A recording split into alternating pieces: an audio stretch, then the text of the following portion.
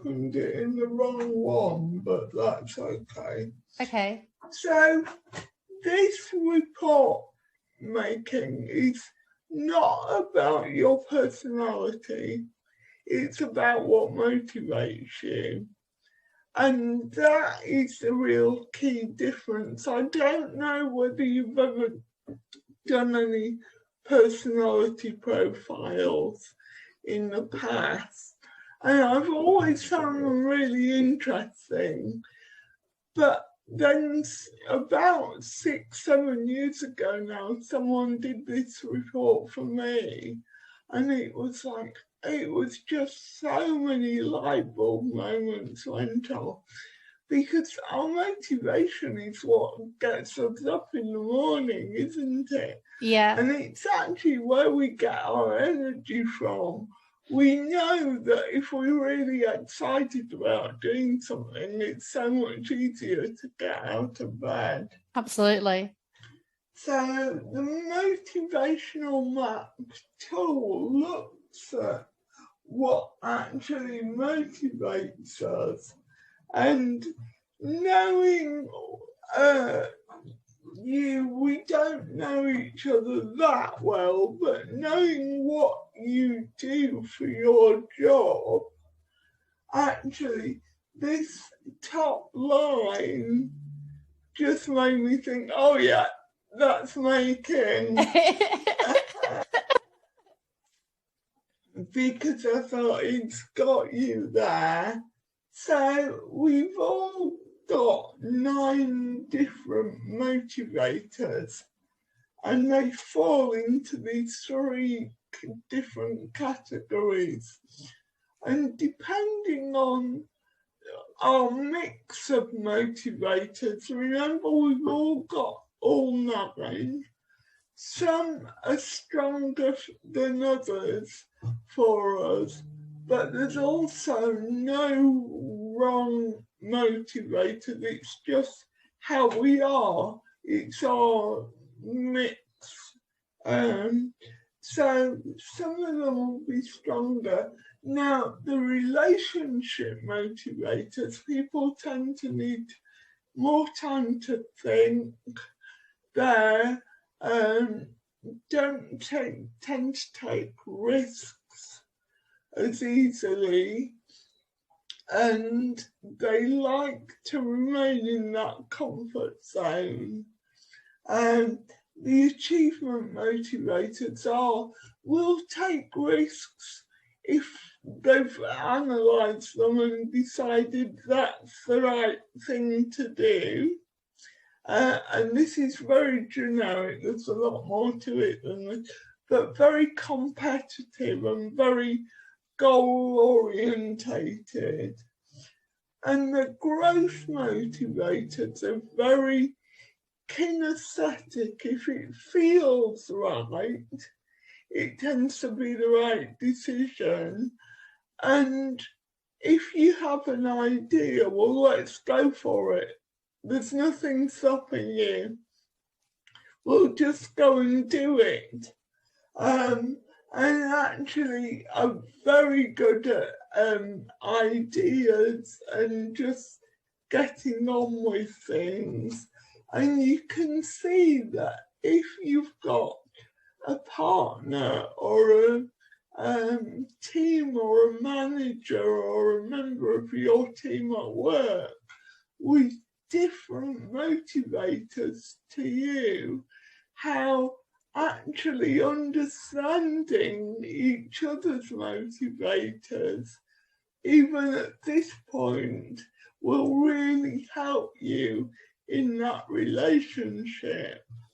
I absolutely love this. So your motivators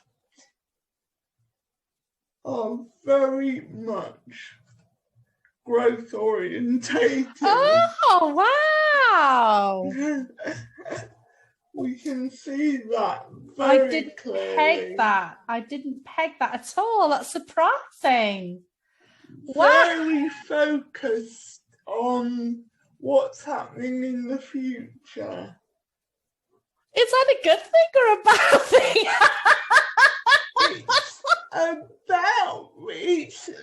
as I said, there's no good or bad motivators. Yeah. It's about being aware of, and we'll come on to this, but it's about being aware of where do you put all your focus? Right. And is there anything that you're missing out on being so future focused? Does that make sense? Yeah, absolutely. That was the one thing that when you just mentioned that, growth is my dominant cluster, I thought, oh, wow, that means I'm not being truly present, which is, one of my dear friends, Marissa Calley. She's a great live stream producer as well. Her hashtag is be present, because if you're not fully present, you're not really, it's important to be fully present for yourself, for clients, for relationships. So if I'm always looking to the future, then I'm not really enjoying my life or enjoying what's happening right now. That's really interesting. That's so interesting. Let me pick up on that. So we can see here quite how clearly your top motivators are your strongest ones. And any motivators that score over 30 are essential to you. Any motivators that score over 20 are really important. So, have you ever been in a job where you haven't been able to problem solve and think outside the box?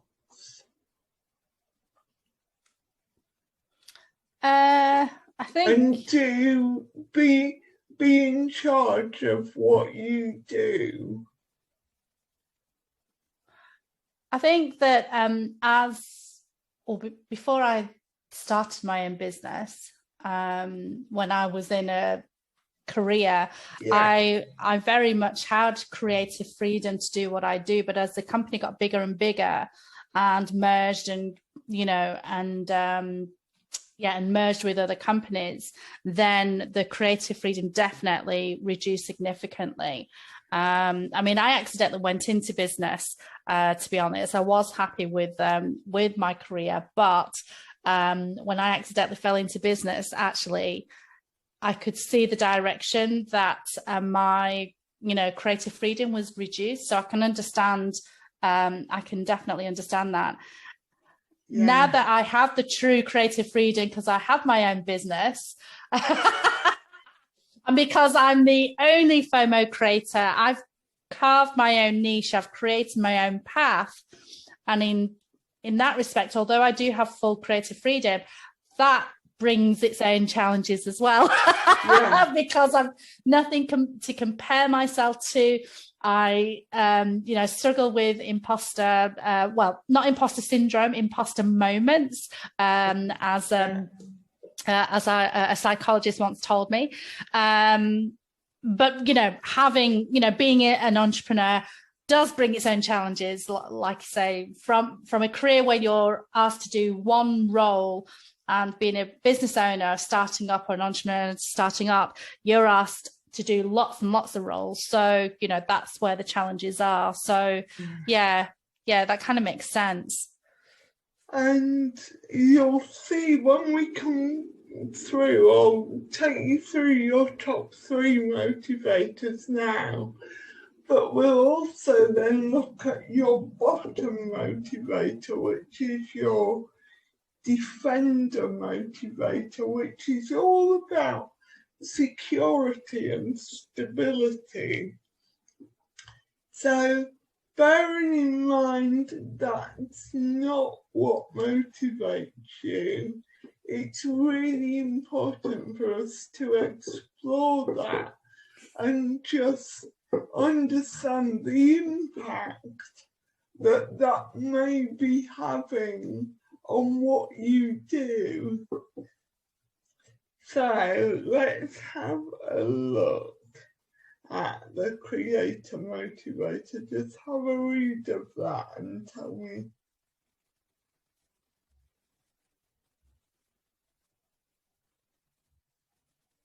Oh my gosh.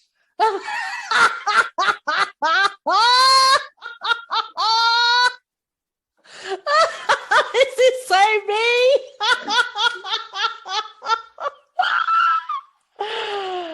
Oh my gosh. This is so me. It definitely is.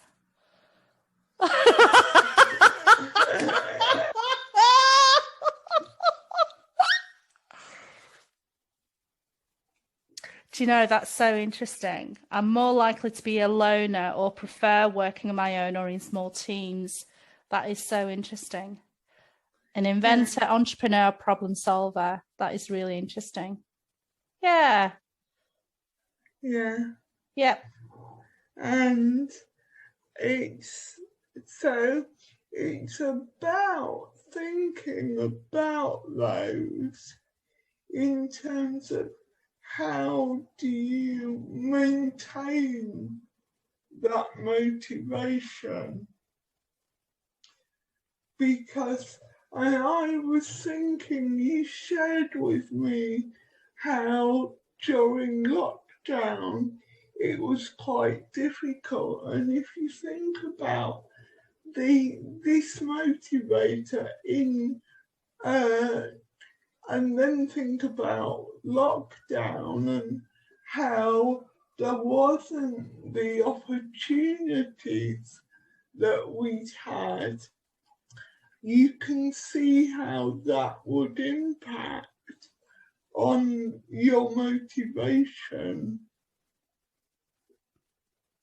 Yeah, I mean, when you've got as a suggestion there, the creator, to take a sabbatical, a 1 hour to 1 year, do something entirely different, recharge and replenish your personal batteries. I don't do that. So that's why I crash and burn. Because before the beautiful Steve came into my life, I didn't realize that I was, knackered. I was struggling. And yeah, I didn't know how to recharge and replenish. I still don't know, but at least I'm acknowledging it now. At least I acknowledge that I need to do something to recharge, to replenish. And in fact, Steve and I are doing a lot of things together. And that probably is sort of recharge and replenishing as well. So that's really interesting. And I think that recharge and replenish is even more difficult when we are running our own businesses, and when we're doing what we love to do. It's really hard, isn't it? Because actually, where do you get that distinction between work and play? Absolutely. Absolutely. And, I never saw the value of taking my mind off things. I always thought that every spare hour had to be, put into the business, which of course is rather naive and silly. And in fact, when I first started my business, I gave up all the hobbies that I had. I used to love watching, football, and I used to love watching films, going out. And I put a stop to that because I thought that every spare hour I had to put into my business, which, as I say, is naive. So now that I've acknowledged that, I'm trying to do things differently, and try not to feel guilty when I, do things for myself, like go to, watch a film or go for a meal. Not that we can do that, not lockdown, but we're starting to. We're starting to. The country's opening up again. But yeah, feeling that guilt of me not working on the business was something that I had to acknowledge and do something about, because of course no one can work, all the time in the business, and they're probably not working productively either, which again I'm well aware of now, and it took me like years to figure that out. Yeah. So yes, and I love the use mindstorming to solve problems as well. Formulate a specific question to stimulate the imagination. For example, how can I become physically fit in the next 6 months? And I thought that's really interesting as well, because I do need to. I know that exercise is obviously something that's useful to you, but I don't seem to. Like I crack a joke about, I'm allergic to exercise. But of course, we do need to exercise. We do need to take our mind off things, or do something physically stimulating, like a run or a walk or something like that, or a swim. And it's something that I don't do, but it's definitely something that I need to do. So yeah, I love that. And actually, when you're thinking about what exercise to do, think about your top motivators, because if I would hazard a guess that if someone said, right, making, go to the gym every week on a Thursday, Friday and Sunday at 8 o'clock, or whatever time it was, that wouldn't motivate you, because you wouldn't like being kept to that structure. Because it will go against completely your top 3 motivators. Yeah. So we can think about that. But you're right, exercise is the number one thing in terms of supporting our mental health, our creativity. If you've got a really busy day when you need to get stuff done, and I'm talking from experience as well, I will sit at my computer and try and do it all. Actually, we know, because we understand our brains, if we say, okay, I'll work for 45, 90 minutes, and then I'll go for a walk for 15 minutes, or I'll get some, strange as it seems, some Lego out. I know some people that do that, or some painting stuff, or I'll go and potter in the garden for 15 minutes. It gets our left and right brain working and thinking together, and actually even walking makes you more creative, because it's using that left and right brain connection. And you'll come back and I will guarantee that you'll be far more productive if you have more regular breaks.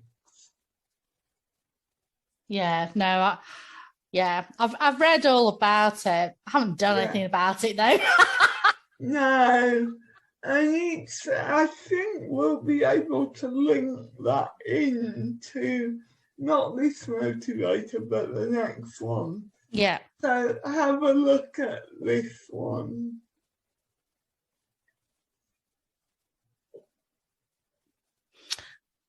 Absolutely. And when you said just then about, if you were told, to exercise, Monday, Wednesday and Saturday at 8 a.m, that for me is, being told what to do. And I don't like being told what to do. Oh my God, this is hilarious. But yeah, this is absolutely correct. Yeah. Yeah, micromanagement does demotivate me. Having authority to proceed how you think best highly motivates you. Yes.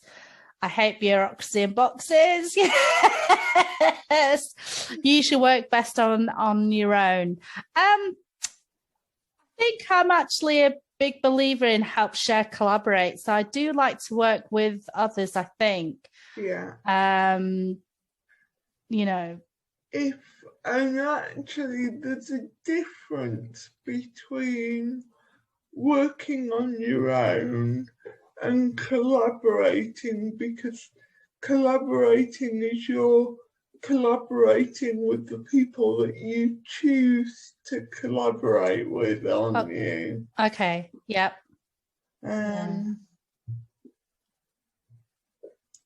So it's, and that freedom is so important.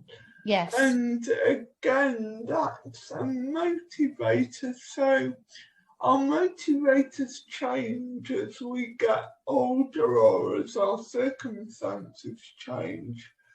But if the spirit motivator is higher, which yours is, then that's not going to diminish.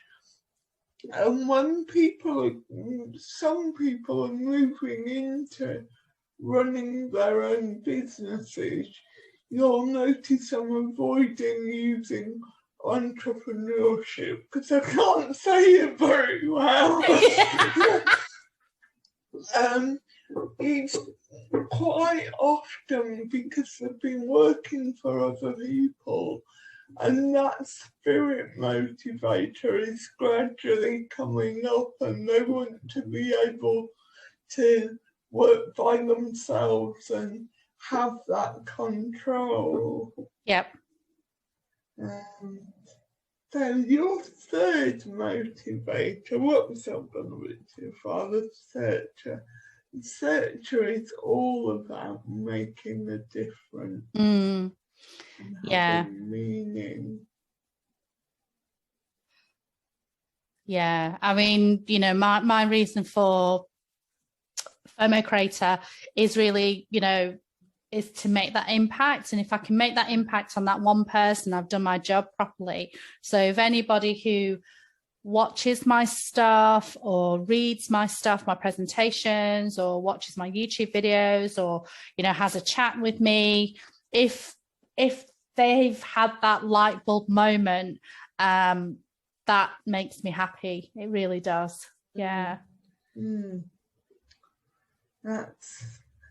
And actually it's about, so you said when we first picked this call up that you'd had some really good feedback this morning. Yes. And actually that is so important for us. I've got a high searcher motivator. I'm all about making a difference, but I need to know where what I'm doing is fitting into that bigger picture. And I've been in jobs when I was in employment where I didn't get any feedback, and it was horrendous. I wasn't motivated at all because I needed that feedback. So it's really important. If you're in a role where you don't get a lot of customer feedback, then actually it's worth thinking about how can I get that. If it doesn't come naturally, can I ask for testimonials? Can I ask for feedback at the end of a project, just so that it helps my own motivation? So, and this routine and paper-driven asks, how do you manage making sure that all your routine paper-driven tasks get done nicely? I don't, Sarah. It takes me weeks to issue invoices. To chase them because I don't enjoy. No, having said that, it's really funny because I was going to hire somebody to do all that stuff. Then my accountant, Mahmood Reza, wonderful accountant, he actually said, yeah, don't do that. Because he was looking at the financials and bless him. So he actually asked one of his team to teach me how to get better at Zero, which is the product we're using, in order for me to streamline that process more. So effectively, I've saved that. I think that what I've been told is that a lot of business owners, entrepreneurs, they outsource stuff they don't like. But really, we need to get a handle of what it is we can and can't do before we hand it over to others. Because if we hand it over to others without understanding what we're handing over, this is where manipulation can come in, or you get ripped off and all the rest of it. So, issuing the invoices is actually a lot easier than I had in my head. In my head, I thought it was this big process and I was, worried and this, that, and the other. And of course, now that I'm using Zero, I can email from the package as well, which is fantastic. Other financial packages are available, of course. But now that it's made it easier, and in fact, it has motivated me in a particular way, because now I can see if there aren't any invoices that have been paid, what is my next step. So going back to what the original question, with the paperwork side of things, I was struggling, but now that I've had a little help, now that side of things is getting a little easier. And there will be some things that, the admin side of things that I do need more help on, because it doesn't motivate me at all, as you say. So it's, I will possibly be looking at what I can do to possibly outsource that if my accountant will let me. And I totally agree. I think we need to understand what the back office of our business. But when we are in a position to be able to outsource things, think about what motivates you and what doesn't. But the other thing is, we can plan those jobs so that we're getting a reward, if you like, after we've done them, of doing something more motivating to us. And that'll probably make more sense when we just look at this lowest motivator, which is the defender. You said that rather apprehensively. No, it's all about security and stability and routine.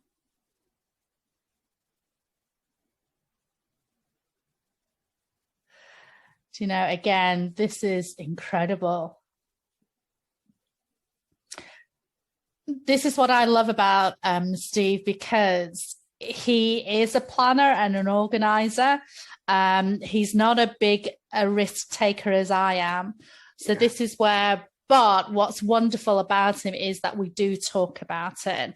So, so when I say, oh, let's do this, this, and this, he'll say, well, hang on a minute. And in my head, I'm like, oh, whatever. But then when I take a deep breath and we talk through it, I think, actually, no, he's right. To a certain extent. So, so sometimes I do sort of fly by the seat of my pants, and he he talks about it to rein me in, and then we kind of decide what to do going forward. So that's absolutely true.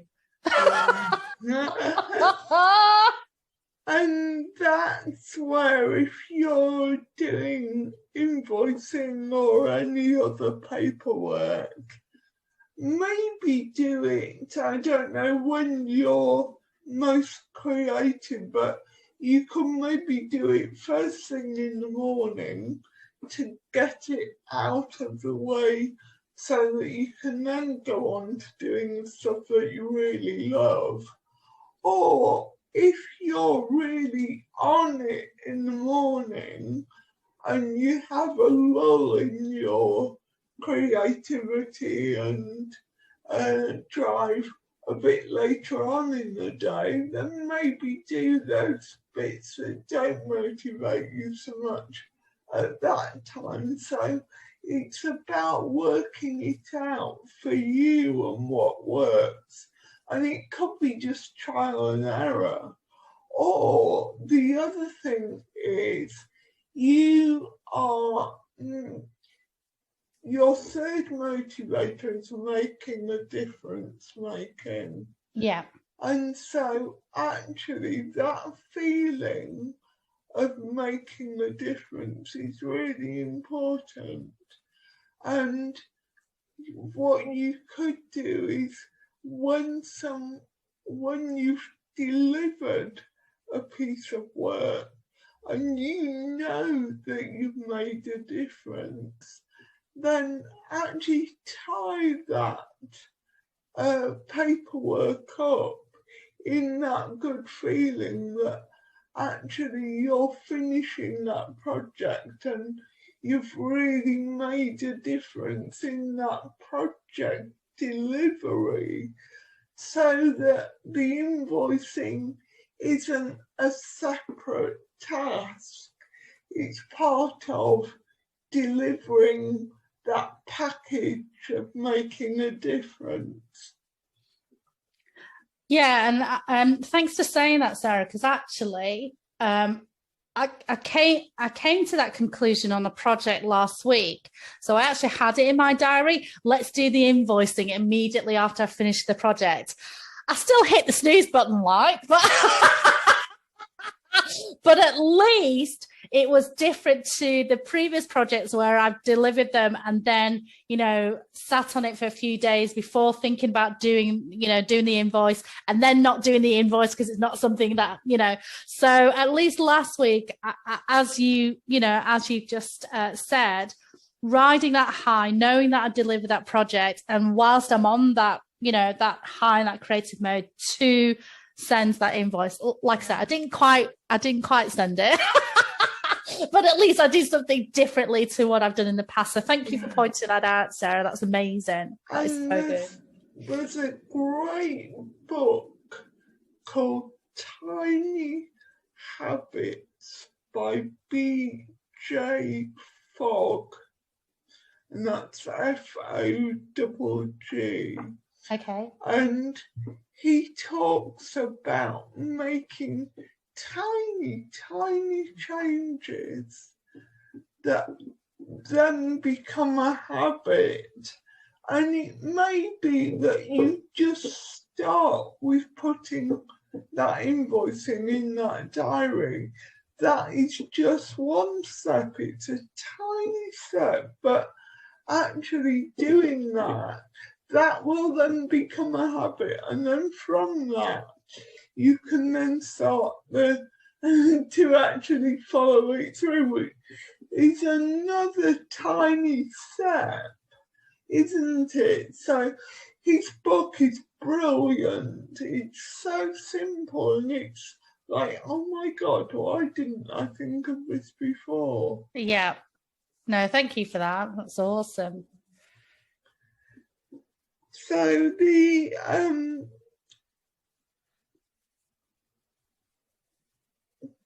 this is a typical story. So this isn't based on your motivators, but just see what you think to this one.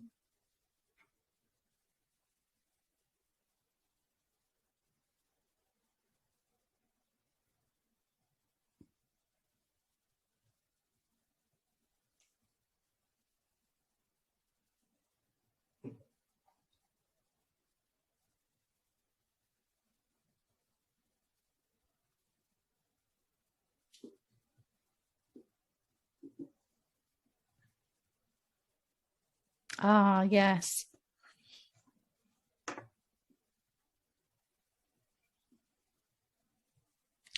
Yeah.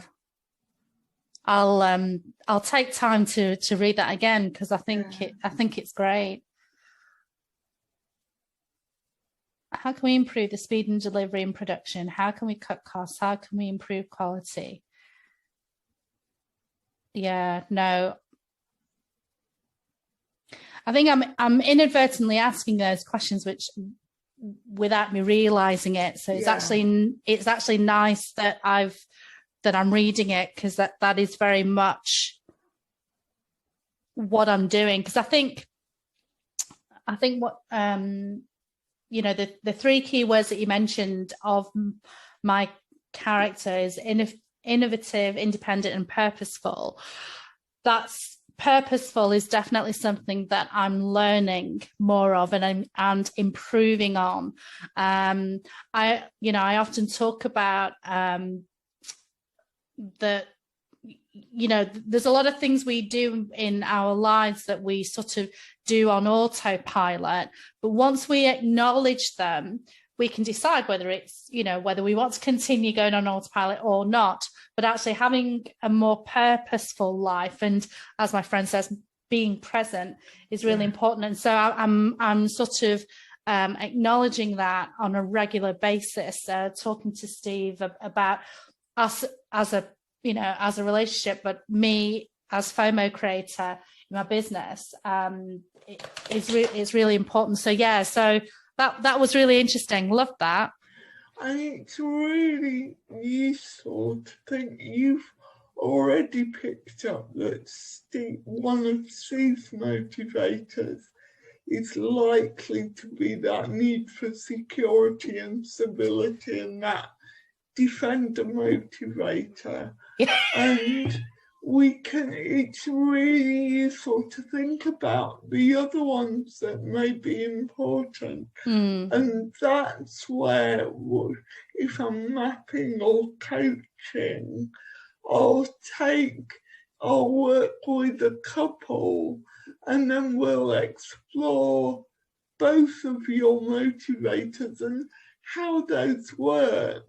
Or with a family, because I also do this with children, and then sit down with the family and talk about actually how can we support each other.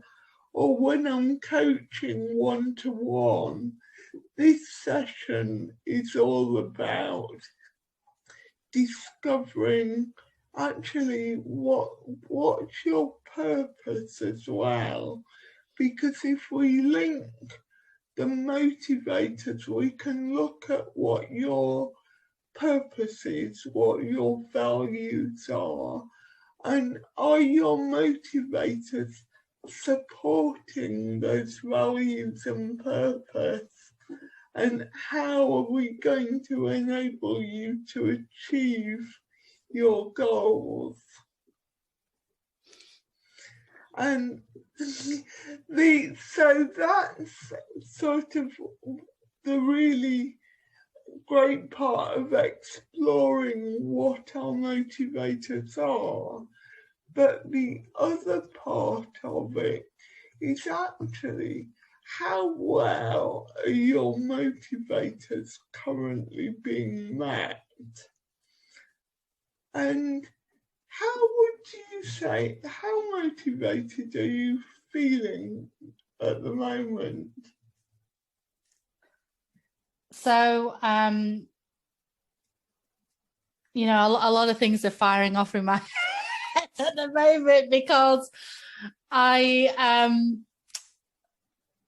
need to acknowledge the other bits and pieces of the paperwork that we talked about, which I find dull and boring, and figure out how to streamline that in order to get to the FOMO creative, which is what I really want. So I actually spoke with fabulous Victoria Fleming, who's the sales queen. And she's amazing. She's so good, right? So amazing.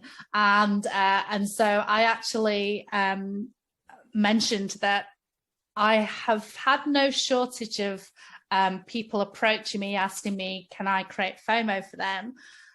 But I haven't done the discussion documents, as she calls them, or proposals. I haven't done them. They're sort of, clogging up.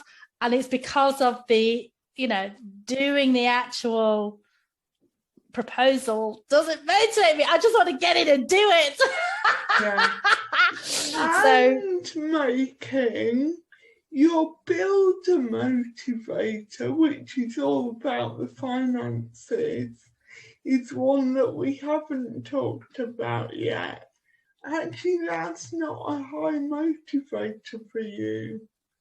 You want to be out there doing it, and that's very similar for me as well. And I've been having some sales training in terms of how do you actually get that from, because I've been the same with people seeking work and then I won't do the proposal, and it's ridiculous. And I had some sales training last year, and one thing that I've discovered that really has made a difference for me. So at the end of that conversation about what we can do, I don't know whether your work is the same as mine, that you've got a ballpark figure of how many hours you think that job would take and what your hourly rate is. But for me, it's made a real difference to say, so if you come to me and we talked about a project working with a team of 12, for example, to do motivational maps, a one-to-one feedback session, and then maybe a couple of workshops, because around how we can work together as a team and how we can use the knowledge of the motivators to support our clients, I would have a rough idea in mind how much those 12 mapping sessions and the 2 workshops would cost. So I found saying, actually, can you tell me what your budget is for this, is a really key question. But also, I'll tend to say, well, I think that will probably come in around £2,000 or whatever it might be. How does that sound to you? okay. And you can say, I'll go away and think about it. Now, I tend to give a figure a little in excess of what I actually think it will come in at, because then I've got movement and I can send the proposal a bit less than I'd said, so it's quite, they get that feeling that actually it's not the same price as I thought it would be. But if you get that agreement of actually, yeah, that's great, let's go ahead, all you're doing then is writing a confirmation email rather than a proposal. I love and this. It works. It works. I've done it so many times. I absolutely love this. Well, Sarah, oh my gosh, thank you so much. I'm so glad you recorded this, because I'll have to watch it again and again, especially that last bit about the, the point of discussion, because, and in fact, as I said, with Victoria, converting the name from proposal to discussion document, you're discussing it with the, with your prospective client, really helped to change my mindset. Yeah. But having the conversation of, what is your budget, and and giving a ballpark figure, how does that sound? I like that as well. I've done that on a couple of occasions, but it's definitely something that I need to improve on, because I still fall flat. Also, if they have got a ballpark figure and it's completely not doable, then actually it's saved all of that time, hasn't it? Yeah. And you can say, well, actually, for that, I wouldn't be able to deliver this whole project. But maybe we can go away and think about, or you can tell me which are the crucial bits that you would like me to deliver. Or you can maybe look and see if there is extra funding available, because then we would be able to deliver what we just discussed. Yeah, well, I mean, I've got probably another 10 sessions that I need to deal with, because I'm a recovering people pleaser, which means I want to help everybody. Yeah. But we haven't got time to go through all of that. So, but no, Sarah, thank you so much. No. This is so enlightening, and it has definitely made a big difference with how... acknowledging the motivations and actually reflecting on why I'm feeling so low, and and what I can do to actually improve, to help me get out of my lull in order to stay motivated, when we have those lulls and so on. The exercise thing is definitely something I need to do.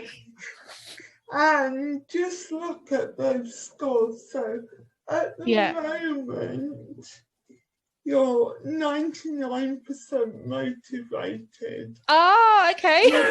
Which comes back to that discussion we were having about you not having time off.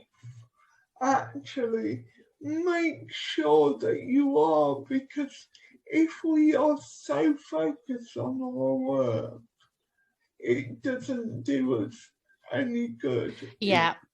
But on the other hand, how amazing is it that you've got all of these 9s and 10s out of 10? Yeah. But you can see that where your builder motivator is, it's quite low. Yes. So that's why as well, these discussions around money and proposals just aren't on your radar. Oh, thank you so much. Oh my gosh, I'm laughing at myself, and I'm hoping that you're laughing with me, Sarah. I am indeed. Thank you so much. Honestly, that was incredible. Now, if I wanted to push other people to get this report done and work with you on this, where can we find you? At plainsailingmotivation.co.uk. Okay, lovely. Well, definitely. Or on Twitter at motivated edu. So that's motivated edu. Motivated edu on Twitter. Amazing. Lovely. Thank you so much, Sarah. Oh my God, I can't wait to tell people about this. It's so good. So good, so enlightening. Thank you so much. Thank you so much, Sarah. And I know that we've taken time this morning